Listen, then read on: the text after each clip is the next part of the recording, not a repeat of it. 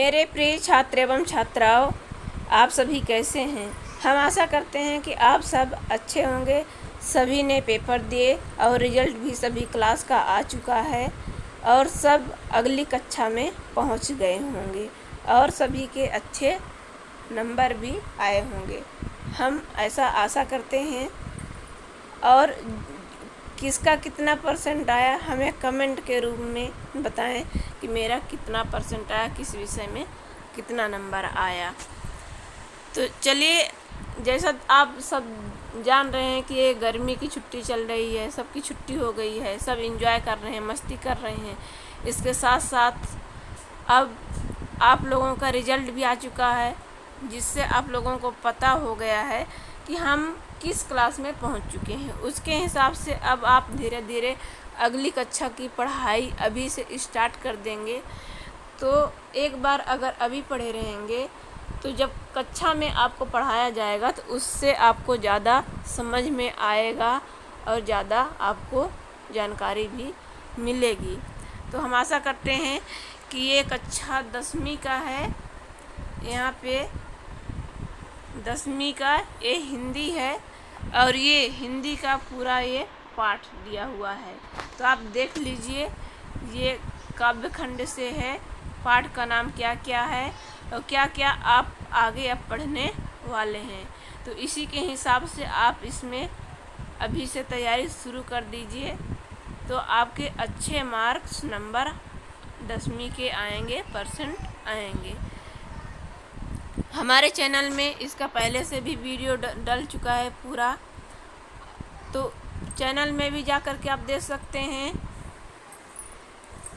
या फिर आप जो हम वीडियो बनाते हैं वहाँ से भी देख सकते हैं। तो इस प्रकार से आप हमारे चैनल को सब्सक्राइब कर लेंगे, तो जो भी हम इसमें बना करके डालेंगे वो सबसे पहले आप तक पहुंचेगा। चैनल को लाल बटन दबा के सब्सक्राइब कीजिए, बेल आइकन ऑल पे प्रेस कीजिए। तो जो भी हम यहाँ से डालेंगे तो सबसे पहले आपके मोबाइल पे पहुंचेगा और आप उसे पढ़ करके अधिक से अधिक जानकारी प्राप्त कर सकते हैं। तो हम आशा करते हैं कि आप अगली कक्षा की तैयारी शुरू कर देंगे। तो चलिए हम अब पाठ की ओर चलते हैं। समझेंगे। आप सभी बैंक जरूर गए होंगे, आप सभी का बैंक में अकाउंट भी जरूर होगा। ये एक बहुत महत्वपूर्ण पाठ है जिसको पढ़कर आप बैंकिंग सिस्टम के बारे में लगभग सभी बातें जान पाएंगे। क्या आपके मन में एक प्रश्न आता है कि जब मुद्रा नहीं थी तब हम वस्तुएं कैसे खरीदते थे? जब मुद्रा नहीं थी तब हम वस्तुओं को वस्तु विनिमय के माध्यम से खरीदते थे। वस्तु विनिमय मतलब एक वस्तु देते थे, उसके बदले में दूसरी वस्तु लेते थे। जब वस्तु विनिमय था तो मुद्रा की आवश्यकता फिर क्यों पड़ी? वस्तु विनिमय प्रणाली में अनेक दोष और कमियां थी। वस्तु विनिमय की कमी को दूर करने के लिए करेंसी या मुद्रा का प्रचलन शुरू हुआ। मुद्रा आधुनिक रूप में आई। जब मुद्रा का विकास हुआ तो बैंकिंग सिस्टम भी शुरू हो गया, और बैंकिंग सिस्टम शुरू हो गया तो हम बैंक में पैसे भी जमा करने लगे और बैंक से उधार भी लेने लगे। इस प्रकार आज हम मुद्रा और बैंक के बारे में समझेंगे। क्या आप सभी मुद्रा देखे हैं? निश्चित है कि आपने देखा होगा। आपके मन में ये सवाल आता होगा कि जब मुद्रा नहीं थी तब हम क्या करते थे? जब मुद्रा नहीं थी तब क्या करते थे? तब हम वस्तु विनिमय करते थे। आप अपनी बुक देखिए, यहाँ ये 3 वार्तालाप दिए हैं। ये एक जूता बेचने वाला है, इसे गेहूं की आवश्यकता है। ये जूता के बदले में गेहूं लेना चाहता है। और ये दूसरा व्यापारी है, ये गेहूं बेच रहा है। मुझे तो गेहूं बेचना है, परंतु मुझे जूते नहीं चाहिए, इसको कपड़ा चाहिए। और ये तीसरा बर्तन बेचने वाला है, इसे जूता चाहिए लेकिन इसके पास गेहूं नहीं है। ये तीनों स्थिति में व्यक्ति अपनी वस्तु देकर दूसरी आवश्यक वस्तु लेना चाह रहा है, परंतु सभी की आवश्यकताएं अलग अलग है। प्राचीन समय में जब मुद्रा या पैसे नहीं होते थे तब इसी प्रकार से लोग एक दूसरे से वस्तुओं की अदला बदली करके वस्तुएं खरीदते थे। इसे हम वस्तु विनिमय कहते थे। वस्तु विनिमय वस्तु विनिमय प्रणाली उस प्रणाली को कहते हैं जिसमें वस्तु का विनिमय वस्तु से किया जाता है, अर्थात वस्तु के बदले वस्तु का लेन देन होता है। वस्तु विनिमय प्रणाली पूर्णतः आपसी सहमति, समझ और विश्वास पर आधारित थी। जैसे अनाज के बदले कपड़ा, चावल के बदले सब्जी। ये अनाज के बदले ये कपड़ा लेना है तो ये दोनों आपस में तय करते थे कि कितने क्विंटल अनाज के बदले, कितने किलो गेहूं के बदले मुझे शर्ट मिलेगी, या कितने किलो चावल के बदले में कितने किलो टमाटर मिलेंगे। यानी एक तरह से जो वस्तु विनिमय है ये आपसी सहमति और विश्वास पर आधारित थी। वस्तु विनिमय प्रणाली में अनेक दोष थे, जिसको आज हम मुख्य दोषों के बारे में देखेंगे। आवश्यकताओं का दोहरा सहयोग, वस्तु के मूल्य मापने में कठिनाई, भविष्य में किया जाने वाला भुगतान में कठिनाई, मूल्य संचय तथा मूल्य हस्तांतरण की कठिनाई और वस्तु विभाजन की समस्या। ये 5 मुख्य समस्याएं हैं जो वस्तु विनिमय प्रणाली में आती थी। इसमें सबसे पहला है आवश्यकताओं का दोहरा सहयोग। आवश्यकता के दोहरे संयोग से अभिप्राय यह है कि दो व्यक्तियों को ऐसे 2 वस्तुओं की आवश्यकता होती है जिसका वे अपनी आवश्यकता की संतुष्टि के लिए विनिमय करने के लिए इच्छुक होते हैं। इसके लिए हम एक उदाहरण समझ लेते हैं। ये एक गाय वाला है, इसको गाय बेचना है, और ये एक घोड़ा वाला है, इसको भी घोड़ा बेचना है। परंतु जब तक गाय बेचने वाले को घोड़ा नहीं खरीदना और घोड़े बेचने वाले को गाय नहीं खरीदना, ये एक दूसरे से व्यापार नहीं कर सकते, ये वस्तु विनिमय नहीं कर सकते। हो सकता है घोड़े वाले को एक प्लॉट खरीदना हो या गाय वाले को गाय बेच के एक घर खरीदना हो। तो इस तरह से जो वस्तु विनिमय है इसमें दोहरा सहयोग की समस्या मुख्यतः आती थी। दूसरा है वस्तु के मूल्य मापने में कठिनाई। वस्तु विनिमय प्रणाली में विभिन्न वस्तुओं के मूल्य जानने के लिए और तुलना करने के लिए कोई मानक नहीं था। जैसे वस्तु के बदले वस्तु कोई निश्चित सर्वमान्य मापक वस्तु विनिमय में नहीं होता था, अतः विनिमय में कठिनाई होती थी। ये नहीं पता चलता था कि हम कितने किलो चावल देंगे तो हमको टमाटर मिलेगा, कितने किलो दाल देंगे तो हमको कद्दू मिलेगा, या कितने किलो हम अनाज देंगे तो हम यहाँ से सेब खरीद पाएंगे। तो इस तरह से जो वस्तु के मूल्य को मापने में जो वस्तु विनिमय में मुख्य कठिनाई आती थी। मूल्य संचय तथा मूल्य हस्तांतरण की कठिनाई। वस्तु विनिमय में मूल्य का संचय वस्तुओं के संचय के रूप में हो सकता था, परंतु वस्तुओं के संचय करने में अनेक कठिनाई आती थी। जैसे ये कपड़े हैं, मैं घर में कपड़े बनाने का काम करती थी, तो क्या मैं अपनी अगली पीढ़ी के लिए ये शर्ट का संचय कर सकती थी? एक समय के बाद ये खराब हो जाएंगे। या मेरे घर में एक साइकिल है, मैं चाहती हूँ अपने नाती पोते के लिए ये साइकिल बचा के रखना, क्या मैं ये साइकिल को आज से 100 साल के लिए संरक्षित और सुरक्षित रख पाऊंगी? नहीं रख पाऊंगी। इस तरह से मैं ये साइकिल को अपने जो आने वाली पीढ़ी है उनको हस्तांतरित भी नहीं कर पाऊंगी। जबकि मुद्रा में हम आसानी से बैंक में पैसे जमा कर देते हैं और उसके आधार पर हम मुद्रा जोड़ भी पाते हैं और दूसरों को दे भी पाते हैं। वस्तु विभाजन की समस्या। कुछ वस्तुएं ऐसी होती हैं जिनका विभाजन नहीं हो सकता, उनके विभाजन में उनकी उपयोगिता समाप्त हो जाती है। जैसे घोड़ा, अब मुझे आलू खरीदना है तो क्या मैं ये घोड़े का विभाजन कर सकती हूँ? नहीं कर सकती।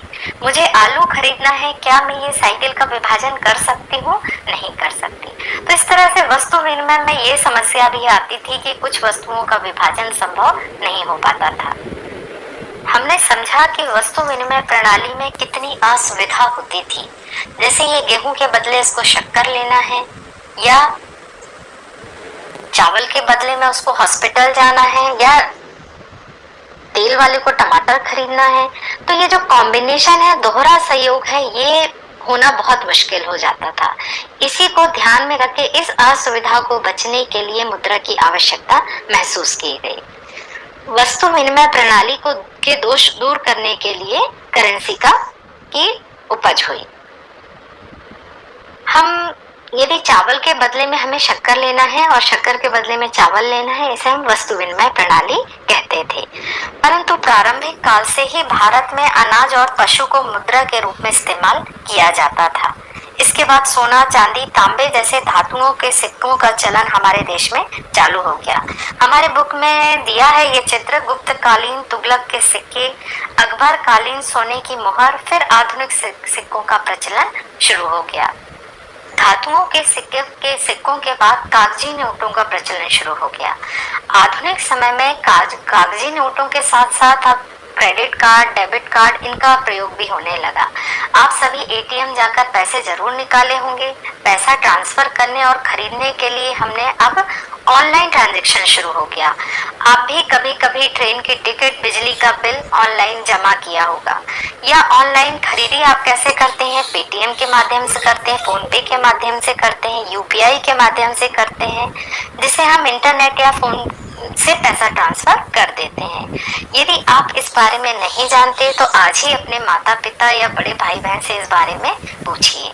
क्या आप कोई भी कागज के नोटों की फोटोकॉपी कराकर इसका उपयोग मुद्रा के रूप में कर सकते हैं? नहीं कर सकते। ये जितने हमारे पास नोट हैं, कार्ड हैं और ये जो जितना हमारा पैसे का सिस्टम है, ये सभी हम अपनी मर्जी से नहीं चला सकते।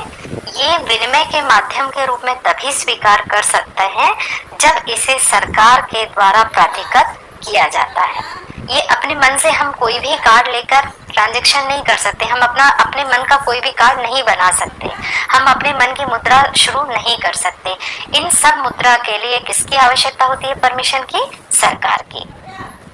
भारत में करेंसी नोट जारी करने का काम कौन करता है? भारत में ये जो मुद्रा है ये कौन शुरू कर रहा है? ये कौन बनाता है? तो भारत में ये जो मुद्रा बनाने का काम है ये भारतीय रिजर्व बैंक, जो हमारे देश का केंद्रीय बैंक है, ये करता है। भारत में भारतीय रिजर्व बैंक केंद्रीय सरकार की तरफ से करेंसी नोट जारी करता है। यानी हमारे देश की जितनी मुद्रा है वो कौन जारी करता है? भारतीय रिजर्व बैंक। भारतीय सरकार के द्वारा ये नोट प्राधिकृत होते हैं। कोई भी व्यक्ति कानूनी तौर पर रुपयों में अदायगी को अस्वीकार नहीं कर सकता। जैसे आप किसी दुकान में जाते हैं, मान लो आपने कुछ किराने की दुकान में गए और आपने 5 रुपए की चेंज दिया, सिक्का दिया। दुकान वाला ये बोलता है कि नहीं, मैं सिक्के को नहीं लूंगा, तो ये कानूनी रूप से वो सिक्का लेने से मना नहीं कर सकता, क्योंकि सिक्के अभी भी सरकारी तौर पर प्रचलन से बाहर नहीं है। भारतीय रिजर्व बैंक भारत का केंद्रीय बैंक है।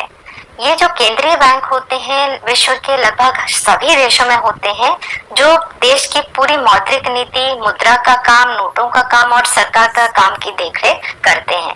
तो भारत का केंद्रीय बैंक कौन है? भारतीय रिजर्व बैंक। रिजर्व बैंक के मुख्य कार्य हम देख लेते हैं। नोट निर्गमन यानी नोट छापने का काम करती हैं। देश की मुद्रा के साख का नियमन का काम करती है। ये महत्वपूर्ण कार्य है। सरकारी बैंकर, प्रतिनिधि और सलाहकार। सरकार को यदि पैसे की जरूरत है, सरकार को किसी सलाह की जरूरत है, वित्तीय सलाह की, तो कौन देता है? RBI, reserve bank of India. ये बैंकों का भी बैंक है।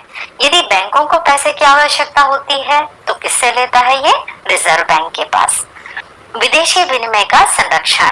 यदि हमको विदेशी डॉलर की जरूरत है, यदि हम कहीं फॉरेन कंट्री में जा रहे हैं, तो हमारे पास डॉलर कहाँ से आएगा या हमको विदेशी मुद्रा कहाँ से प्राप्त होगी? ये काम भी हमारे देश में भारतीय रिजर्व बैंक करता है। और अंतिम ऋणदाता, यदि दूसरे बैंकों को ऋण की आवश्यकता होती है तो भारतीय रिजर्व बैंक करता है। आप बैंक गए होंगे।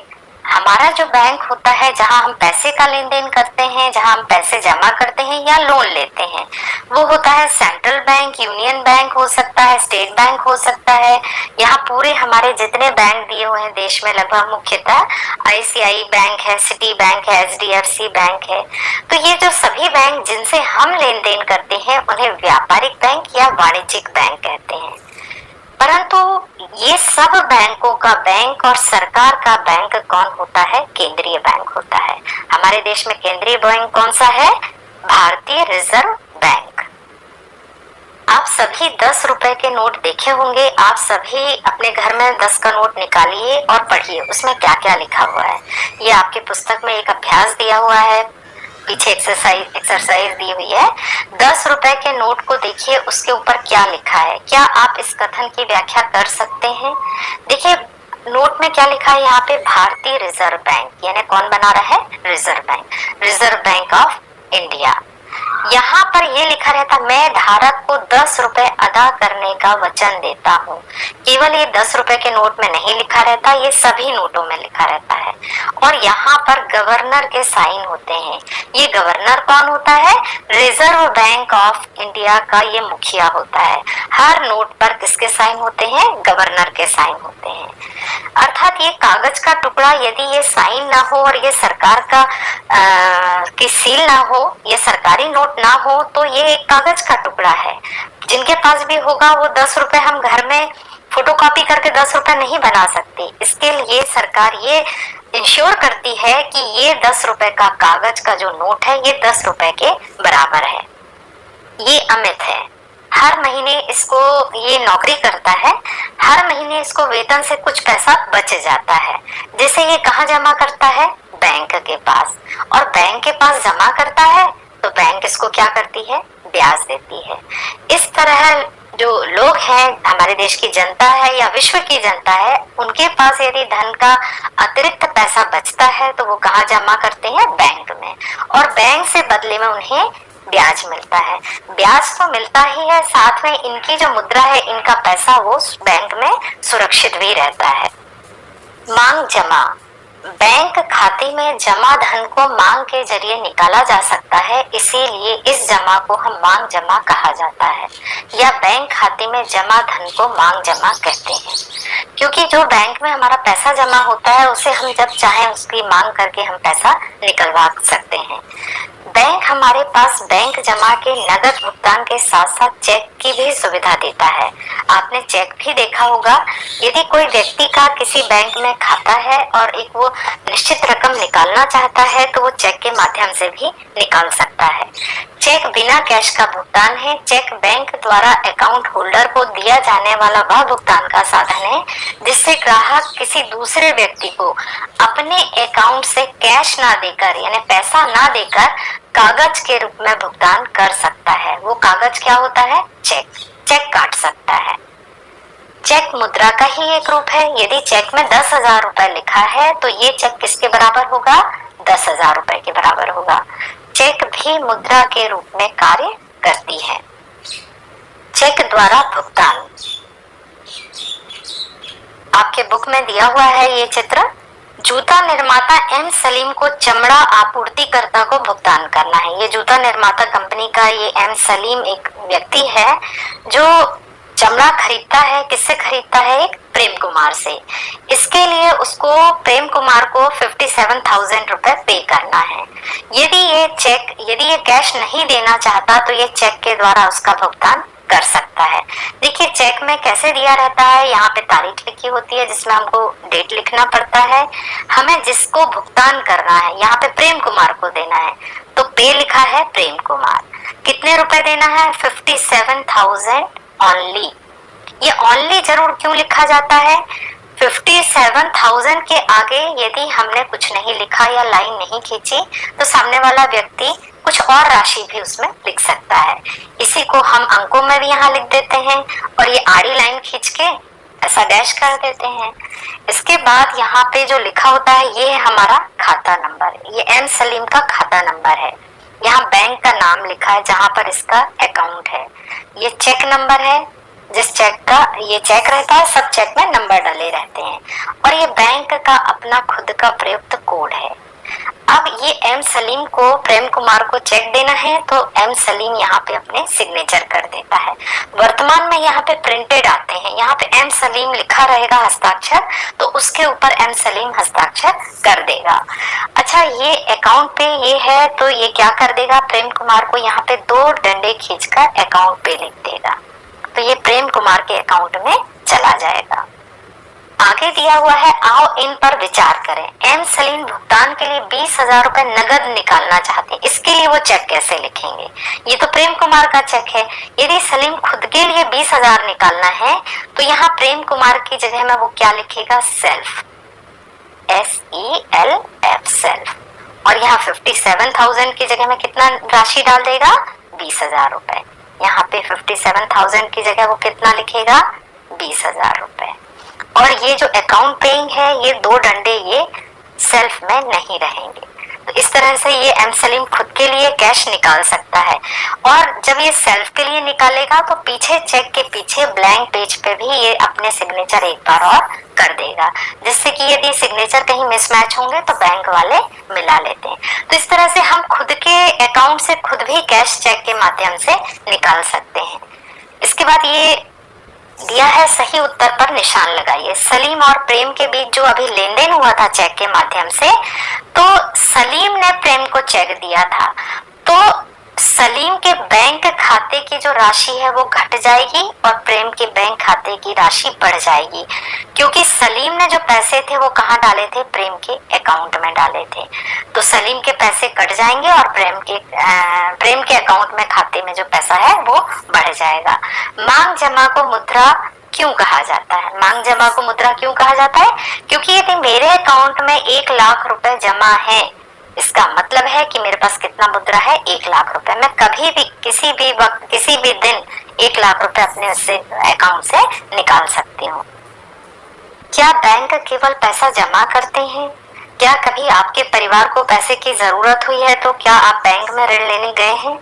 बैंक जनता का धन जमा करने के साथ साथ पैसों का ऋण देने का भी काम करती है। जब हम धन जमा करते हैं तो हमें ब्याज मिलता है।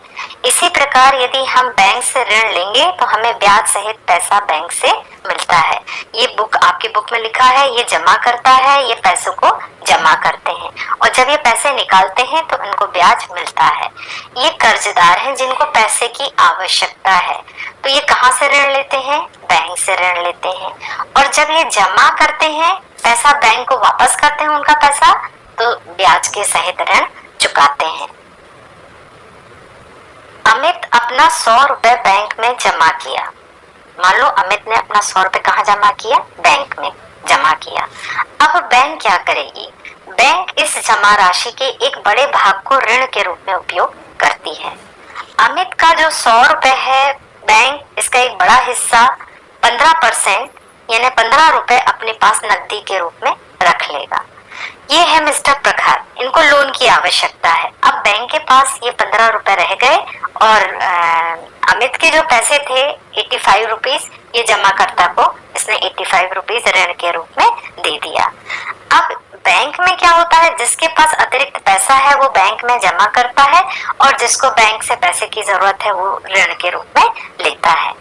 अब बैंक क्या कर रहा है? एक मध्यस्थ के रूप में कर रहा है, इनका पैसा ले रहा है और जिनको जरूरत है पैसा दे रहा है। तो क्या बैंक फ्री में ये काम करता है? बैंक फ्री में तो काम नहीं कर सकता, उसको भी अपना बिल्डिंग का खर्चा, कर्मचारियों का वेतन, ये सारे पैसे भी तो निकालना पड़ेगा। तो बैंक जमाकर्ता को क्या करता है, कर्जदार से अधिक ब्याज वसूलता है और जो पैसा जमा करता है उनसे कम ब्याज, उन्हें कम ब्याज देता है। बैंक के आय का मुख्य स्रोत यही ब्याज है कि वो कर्जदार से अधिक ब्याज वसूल कर रहा है, जबकि जो जमा करता है उसको कम ब्याज दे रहा है, तो उसको ब्याज का कुछ पैसा खुद के पास शेष रख लेता। यही बैंक की मुख्य आय है। अब एक प्रश्न और आपके मन में आना चाहिए कि यदि अमित को तुरंत अपने पैसे वापस चाहिए तो बैंक कहाँ से वापस करेगा? क्योंकि बैंक ने तो अमित से पैसे लिया और कर्जदार को दे दिया। यदि तुरंत अमित को जरूरत है तब बैंक क्या करेगा? तो बैंक के पास बहुत सारे लोगों का पैसा होता है, इसीलिए कभी वो इससे लेती है, दूसरे को चुका देती है। यदि आप ये कहेंगे यदि सारे कर्जदार, सारे जमाकर्ता एक साथ अपना पैसा वापस लेने पहुंच गए तब बैंक क्या करेगा? ऐसी स्थिति में बैंक क्या करता है, अपने सहयोगी बैंक या केंद्रीय बैंक से कुछ समय के लिए ऋण ले लेता है या उधार ले लेता है। हमारी बुक में साख से संबंधित 2 स्थितियां दी हुई हैं। हम अपने दैनिक जीवन में जानते हैं कि हर किसी को ऋण की जरूरत पड़ती है। ऋण से तात्पर्य ऐसी सहमति से होता है जहां हम साहूकार या बैंक, जहां से भी हम कर्ज लेते हैं, वहां से कर्ज के बदले में भविष्य में हम भुगतान का वादा करते हैं। तो यही हमारा साख कहलाता है। तो ये आपकी 2 कहानियां दी हैं जिससे आपको बहुत सारी चीजें क्लियर हो जाएंगी। साख को भुगतान प्राप्त करने के दावे के रूप में परिभाषित किया जा सकता है। लोगों द्वारा निजी व्यक्ति या बैंकों से लिया गया धन साख कहलाता है। एक तरह से ऋण की राशि आपकी क्या कहलाएगी? साख। साख की सहायता से हम व्यापार बढ़ा सकते हैं। यदि हमारे पास पैसे नहीं होते और हमको बिजनेस बढ़ाना है तो हम क्या करते हैं? ऋण लेते हैं और बदले में कुछ ना कुछ गिरवी के रूप में रखते हैं। साख से पूंजी निर्माण तथा विनियोग को प्रोत्साहन मिलता है। आर्थिक संकट के समय में अधिक उपयोगी होती है। साख से रोजगार की मात्रा बढ़ती है। साख आर्थिक विकास में सहयोग देती है। जैसे आप कक्षा 12वीं पढ़ने के बाद आप कोई व्यापार करना चाहते हैं और आपके पास पूंजी नहीं है और आप किसी एक चीज को में ट्रेंड है और आपको लग रहा है कि मुझे आगे बिजनेस करना है, तो आप क्या करेंगे? बैंक से लोन लेंगे। लेकिन बैंक जो होगा वो आसानी से आपको ऋण नहीं देगा, कुछ ना कुछ अपनी संपत्ति को उसके पास संरक्षित रखना पड़ेगा। यहाँ जो हमको दो कहानियां दी हुई हैं, पहला है हमारा त्योहारों का मौसम। यहाँ एक जूता निर्माता है सलीम, इसकी कहानी दी हुई है। इसको एक बड़े व्यापारी से 3000 जूते की मांग आती है, डिमांड आती है कि त्योहार में उसको 3000 जूते चाहिए है। अब इसके पास इतने पैसे तो है नहीं, 3000 जूते हैं तो उसको अतिरिक्त कच्चा माल भी चाहिए है, मजदूर भी चाहिए है, तो इसको खर्चे इसके क्या हो जाएंगे? बढ़ जाएंगे। तो ये क्या करता है? दो अतिरिक्त लोगों से ऋण लेता है। पहला है चमड़ा व्यापारी से चमड़ा अभी देने का प्रस्ताव रखता है। इसको चमड़े की जरूरत है तो ये क्या करता है? उधार ले लेता है और बाद में जैसे ही इसके जूते बिकेंगे तो ये जूते बेच के उस चमड़ा व्यापारी का पैसे का भुगतान कर देगा।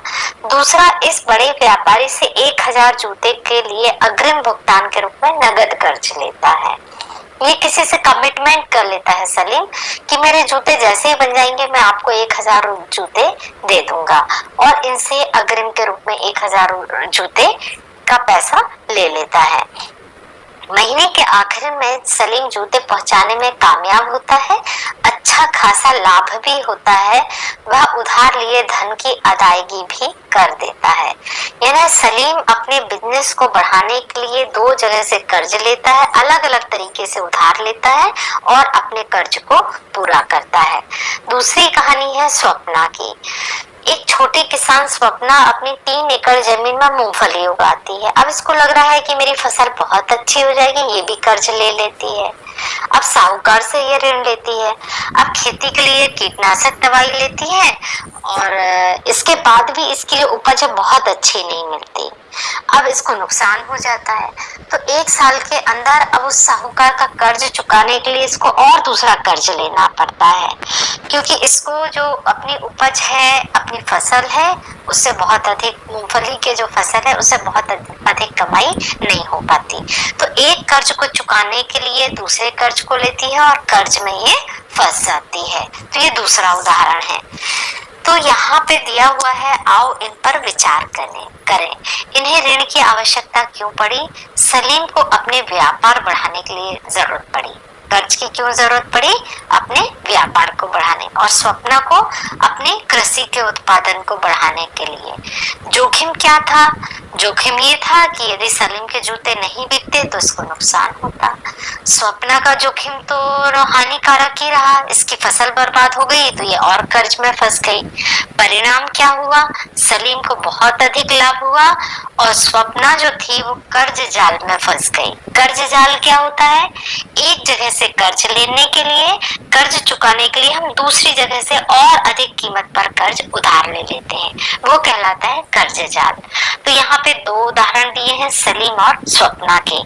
मान लीजिए सलीम को व्यापारियों से ऑर्डर मिलते हैं, 6 साल बाद की स्थिति क्या होगी? देखिए, इसको लाभ होगा तो इसको 6 साल के बाद इसका व्यापार और अधिक बढ़ता जाएगा।